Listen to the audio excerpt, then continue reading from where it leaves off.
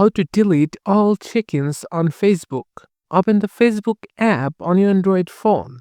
Go to your profile or tap your profile picture bottom right. Tap the three dots under your cover photo, then select Activity Log. Tap Filters or funnel icon or scroll through categories, then choose your Facebook activity category. You will see options of post, your post, check-ins, photos, and videos. Tap check-ins, tap manage posts, or look for the bulk select mode.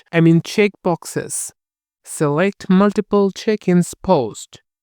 Tap the checkbox next to each check-ins post or select all if available on your version. Tap the trash icon which says recycle bin or delete, or three dots then delete or move to trash, something like that. A prompt should appear saying items moved to recycle bin will be deleted in 30 days or something similar to that. Tap move to recycle bin and boom, your check-ins will be gone in 30 days.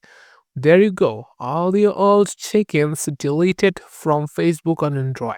If this cleaned up your profile, drop a like and subscribe for more fixes.